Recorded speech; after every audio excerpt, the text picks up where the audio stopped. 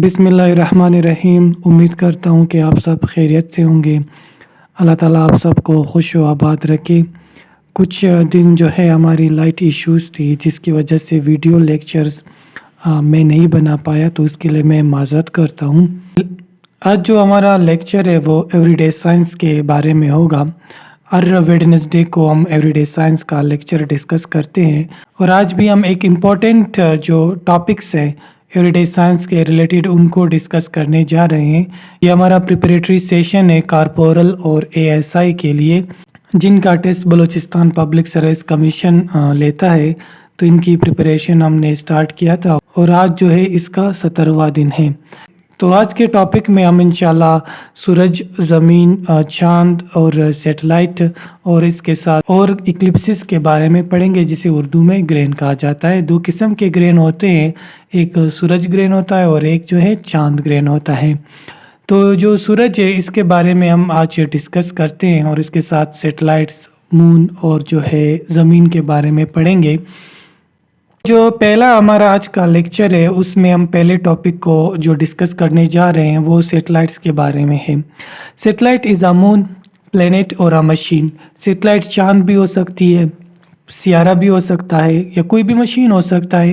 That orbits a planet और a star, जो किसी भी सियारे के इर्द गिर्द घूमता है या जो सियारे का जो है अपना एक ऑर्बिट होता है उसमें ये अपना रिवोल्यूशन कंप्लीट करता है, तो उसे सैटेलाइट कहा जाता है। मिसाल के तौर पर अगर अभी हम सैटेलाइट की एक मिसाल दें तो जो ज़मीन का एक सैटेलाइट है वो तो चांद है, हम इसको रोज़ाना देखते हैं।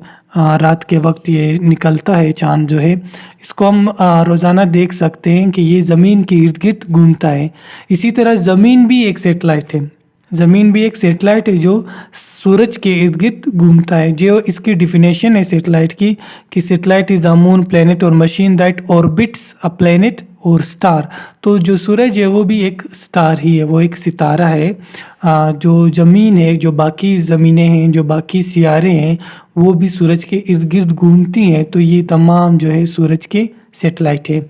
इसी तरह जो हमारी चांद है, the moon is a satellite because it orbits earth, और इसी तरह चांद भी एक सैटेलाइट है क्योंकि ये ज़मीन के इर्द गिर्द घूमती है।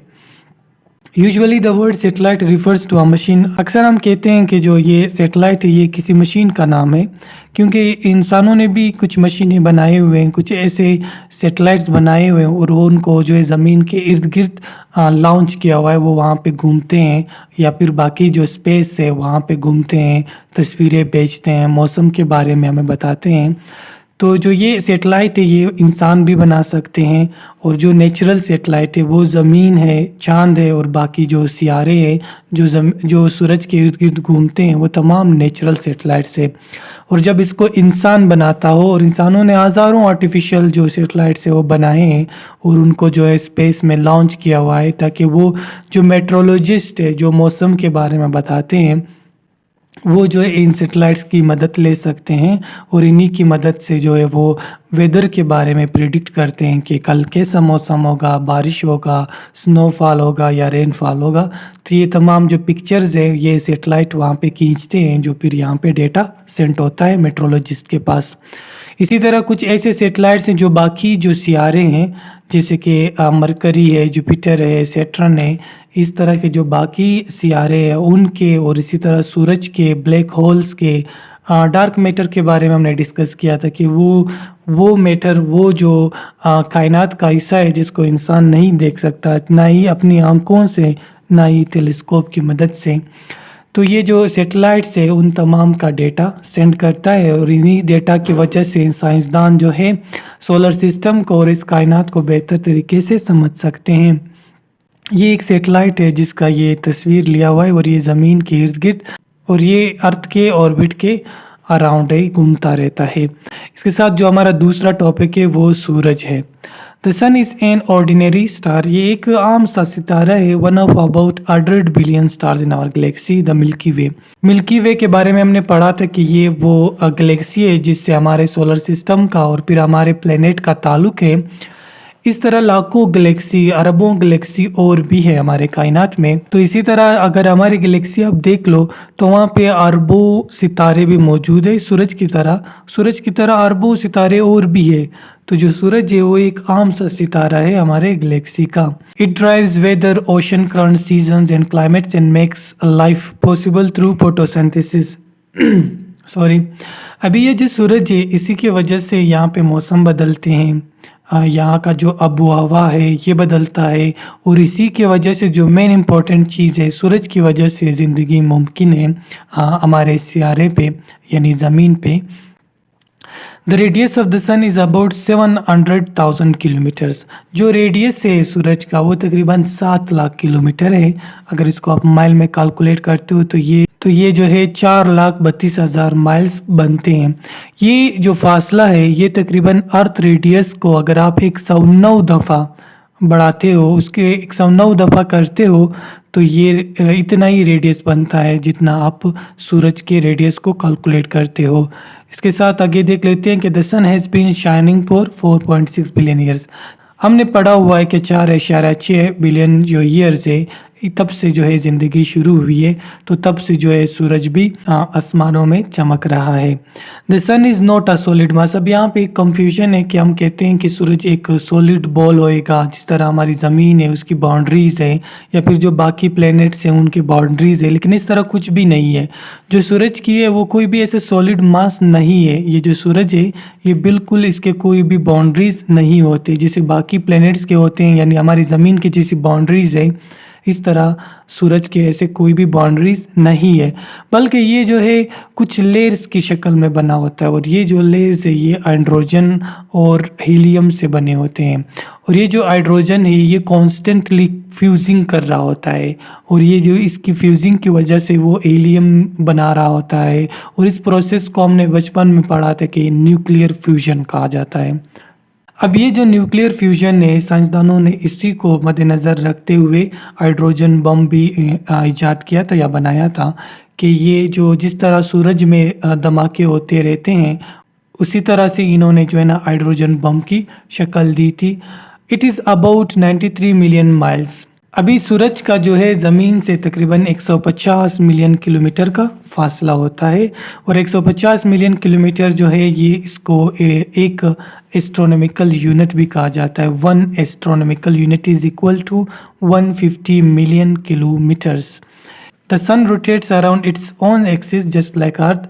सूरज भी अपने एक्सिस पे घूमता है, और इसकी जो ये एक्सिस है ये जो रोटेशन है ये काउंटर क्लॉकवाइज होती है, और इसमें तकरीबन इसको 25 से 35 दिन लगते हैं एक सिंगल रोटेशन कंप्लीट करने में, और ज़मीन को तकरीबन 23 घंटे 56 मिनट और कुछ सेकंड लगते हैं एक रोटेशन कंप्लीट करने में अपने एक्सिस पे। The temperature in the sun's core is about 27 million degrees Fahrenheit. तकरीबन 27 मिलियन डिग्री फ़ारेनहाइट, या अगर आप इसको राउंड ऑफ करते हो सेल्सियस में तो 15 मिलियन डिग्रीज जो है सूरज का टेम्परेचर होता है, जो कि बहुत ही ज़्यादा है। इसके साथ जो हमारा अगला लेक्चर है वो ज़मीन के हवाले से। ज़मीन के बारे में हम सब जानते हैं, हम इसको पढ़ते आ रहे हैं कि ज़मीन ही वो सियारा है जहाँ पे ज़िंदगी मुमकिन है। Earth is planet where we live on, वो सियारा जहाँ पे हम रहते हैं। 1 ऑफ 8 प्लैनेट्स, ये उन्हीं 8 सियारों में से एक सियारा है हमारे निज़ाम शमसी का जहाँ पे ज़िंदगी मुमकिन है। इसके साथ अर्थ इस 3rd प्लैनेट, ये हमने यूनिवर्स के जो पिछले लेक्चर इसमें पढ़ा था कि ज़मीन तीसरा सियारा है। अगर आप सूरज से काउंट करते हो तो पहले जो है मरकरी आता है, फिर वेनस आता है, फिर अर्थ आता है, फिर जो बाकी प्लैनेट्स है वो उनका नंबर आता है। It is about 150 million kilometre. ये मैंने अभी आपको बता दिया कि सूरज का ज़मीन से तकरीबन 150 मिलियन किलोमीटर का फासला होता है, और इस 150 मिलियन किलोमीटर को जो है 1 एस्ट्रोनॉमिकल यूनिट भी कहा जाता है। ये एक स्टैंडर्ड यूनिट है एस्ट्रोनॉमी में, जिससे साइंसदान इसी की मदद से ना एक सियारे का दूसरे सियारे तक या एक सितारे का दूसरे सितारे तक जो डिस्टेंस है उसको नापते हैं। तो जो ज़मीन का है सूरज से उसको हम कहते हैं कि 1 AU एस्ट्रोनॉमिकल यूनिट का डिस्टेंस है ज़मीन का सूरज से। इसी तरह अगर आप जुपिटर का देखते हो तो जुपिटर जो है 5.2 AU का डिस्टेंस रखता है सूरज से, जो तकरीबन 778 मिलियन किलोमीटर्स बनते हैं। Its diameter is about 12,700 kilometres. जो ज़मीन का डायमीटर है वो तकरीबन 12,700 किलोमीटर है। इसके साथ इट्स मास भी ज़रूरी है, ये दोनों पॉइंट्स बहुत ज़रूरी है। ज़मीन का जो डायमीटर है वो 12,700 किलोमीटर है। Its mass is about 5.97 into 10 raise to power 24 kilograms. तकरीबन ये जो है ज़मीन का वज़न है, इस दोनों को आपने याद रखना है। Earth is an oblate sphere. अब हम कहते हैं कि ज़मीन गोल है, बचपन से हम इसको पढ़ते आ रहे हैं। अगर आप देख ले, अब जब हम मैप में देखें तो तब भी उसको ज़मीन को गोल बनाया होता है, जो ग्लोब है ना वो भी गोल बनाया होता है, लेकिन इस तरह नहीं है। ज़मीन जो है वो स्फेरिकल में शेप में, ज़मीन जो है वो स्फेरिकल है शेप में। स्फेरिकल ऐसा शेप है जो बिल्कुल भी राउंड नहीं होता, जैसे अंडे की शेप है, इसी शेप को जो है ना स्फेरिकल शेप कहा जाता है, जो बिल्कुल परफेक्टली राउंड नहीं होता। ज़मीन का जो शेप है वो भी इस तरह होता है। अर्थ has one natural satellite the moon, इसको हमने डिस्कस कर दिया था, ये आपके लिए रिवीजन है कि ज़मीन का एक ही नेचुरल सेटेलाइट है जिसे मून कहा जाता है। और बाकी जो सोलर सिस्टम में प्लैनेट्स है उनके भी मून्स होते हैं, उनके भी चांद हो सकते हैं। जिस तरह मरकरी है, वेनस है, इन दो सियारों का कोई भी चांद नहीं है। बाकी जो जुपिटर, सैटर्न वगैरह है उनके जो है दर्जनों तक चांद होते हैं। अर्थ ईयर, जिसे साइडेरियल पीरियड ऑफ रिवोल्यूशन भी कहा जाता है, वो तकरीबन 365 दिनों में ज़मीन एक चक्कर सूरज के इर्द गिर्द कंप्लीट करता है। और इसी तरह जो ज़मीन का रेडियस है वो 6378 किलोमीटर बनता है।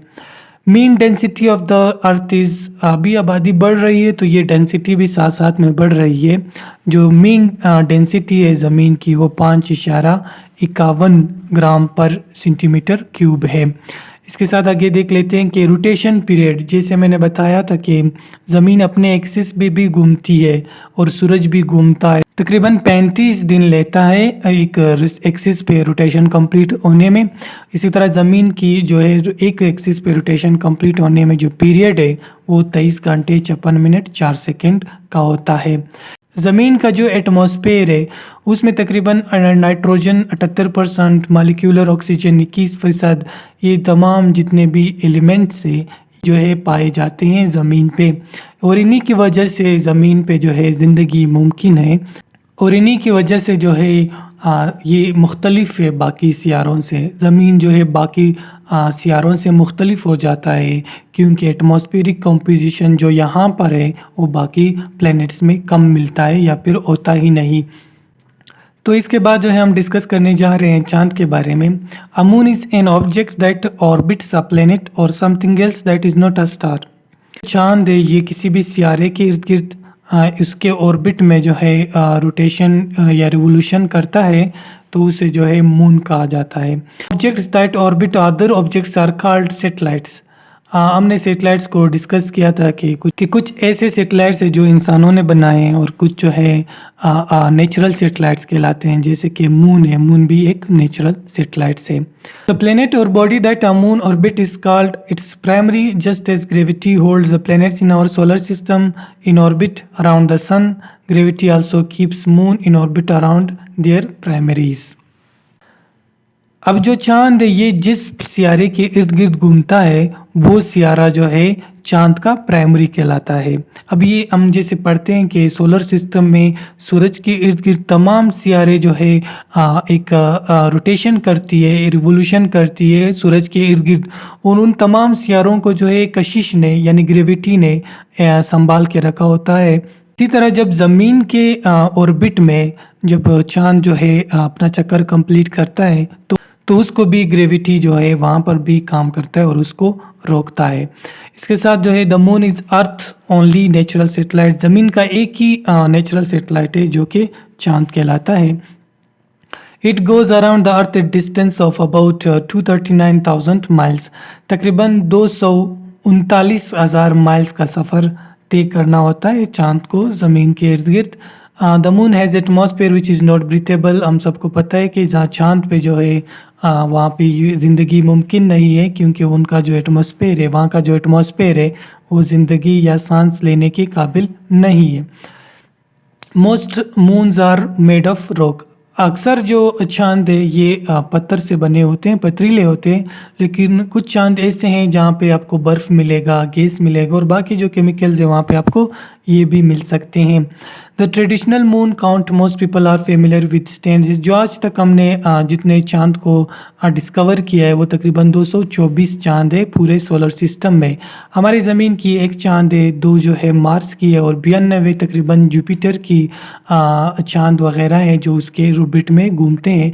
इसी के साथ 83 सैटर्न की चांदें हैं और 27 जो है यूरेनस की चांदें जो है सोलर सिस्टम में मौजूद है और 14 जो है नेपच्यून की मून्स है जो कि सोलर सिस्टम का हिस्सा है। The largest moon in the solar system is Ganymede, जो सबसे लंबा जो सबसे बड़ा जो है चांद है ये जुपिटर की एक चांद है जिसे गैनीमेड कहा जाता है और ये जुपिटर के इर्द गिर्द घूमती है। इसका डायमीटर तकरीबन 5262 किलोमीटर है जो 3270 माइल्स बनते हैं और ये इतना बड़ा है कि ये अगर आप मरकरी जो एक सियारा है उसके साथ रखते हो तो ये जो गैनीमेड है ये मरकरी से बड़ा लगता है। इसके साथ आगे देख लेते हैं कि 1610 में एक इटालियन एस्ट्रोनॉमर है जिसका नाम गैलीलियो गैलीला है। उसने ये जो सबसे बड़ा चांद है गैनीमेड इसको डिस्कवर किया था और इसके साथ इसने बाकी जो चांद है कुछ जो जुपिटर के इर्द गिर्द घूमते हैं उनको भी इसने ईजाद किया था। तो ये हमारा टॉपिक था चांद के हवाले से। इसके साथ हम देखते हैं जो हमारा अगला टॉपिक है इक्लिप्सिस के बारे में हम पढ़ते हैं। अब जो ये इक्लिप्सिस है जिसे उर्दू में हम ग्रेन कहते हैं, तो ये ग्रेन जो है 2 किस्म का होता है। एक तो सूरज ग्रेन होता है और एक जो है चांद ग्रेन होता है। जो सूरज ग्रेन है उसे सोलर इक्लिप्स कहा जाता है इंग्लिश में और इसके साथ जो चांद ग्रेन है उसे ल्यूनर एक्लिप्स कहा जाता है। तो अब ये दोनों कैसे होते हैं इसको आज अभी डिस्कस करेंगे। In a lunar eclipse earth is between the sun and the moon, जो ल्यूनर एक्लिप्स है जिसे हम चांद ग्रेन कहते हैं, हम जब कहते हैं कि चांद बीमार हो गया है तो उसको चांद ग्रेन कहा जाता है और इंग्लिश में ल्यूनर एक्लिप्स कहा जाता है। उसमें ये होता है कि ज़मीन जो है सूरज और चांद के बीच में आ जाती है रिवोल्यूशन करते करते। जब वो सूरज के इर्द गिर्द रिवोल्यूशन करता है तो एक ऐसा मकाम आ जाता है कि सूरज और चांद के बीच में ज़मीन आ जाता है, तो तब उसको ल्यूनर एक्लिप्स कहा जाता है। In a solar eclipse the moon is between the sun and the earth, और जो सूरज ग्रहण होता है उसमें जो है चांद जो है वो ज़मीन और सूरज के बीच में आ जाता है। तो इस दोनों को अभी डिस्कस करते हैं कि solar eclipse happens when the sun moon and earth are perfectly aligned. ये जो सूरज ग्रहण है ये तब होता है जब सूरज, चांद और ज़मीन तीनों एक लाइन में आ जाते हैं, बिल्कुल सीधे लाइन में आ जाते हैं। और सोलर इक्लिप्स हमने डिस्कस किया कि ये तब होता है जब चांद जो है, चांद ज़मीन और सूरज के बीच में आ जाता है और ये इस तरह आता है कि सूरज को छुपा लेता है। तो ये बिल्कुल एक नाइट की तरह एक शेडो होती है ज़मीन पे। The moon blocks light from the sun, बिल्कुल जो सूरज से रोशनी आती है चांद उसको ब्लॉक कर देती है और ज़मीन पे एक साया बन जाता है इसी ब्लॉकेज की वजह से। The eclipse is visible to anybody within this shadow, और हम लोग आसानी से देख सकते हैं कि ये जो शेडो है ये बना होता है, चांद जो है दूर से नज़र आ रहा होता है कि उसने सूरज को ब्लॉक किया हुआ है। अ solar Eclipse can be either total और पार्शल। अब देख सकते हैं कि ये जो है चांद है और चांद ने जो है सूरज और ज़मीन के बीच में एक ब्लॉकेज पैदा किया है जिसे सोलर इक्लिप्स कहा जाता है। अब ये 2 किस्म का हो सकता है, एक को टोटल इक्लिप्स कहा जाता है और एक को पार्शियल इक्लिप्स होता है। During a total solar eclipse, जो टोटल सोलर इक्लिप्स है इसमें ये होता है कि द सन मून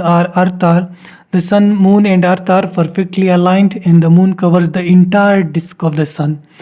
परफेक्ट, या आप कह सकते हो कि टोटल सोलर इक्लिप्स में ये होता है कि जो सूरज की रोशनी या जो सूरज है उसको जो है चांद ने बिल्कुल पूरा कवर किया होता है और उसकी पूरी की पूरी जो शेडो है वो ज़मीन पे नज़र आती है।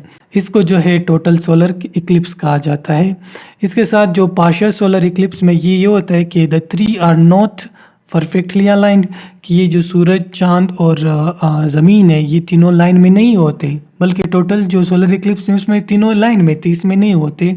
और इसका जो है थोड़ा सा हिस्सा जो सूरज का है, ज़मीन ने उसको कवर किया होता है, उसको छुपाया होता है। इस तरह लगता है कि जो चाँद ने ना सूरज का एक बाइट लिया हुआ हो, जिसे हम कहते हैं कि उसने एक थोड़ा सा बाइट किया हो, ऐसा लगता है ज़मीन वालों को।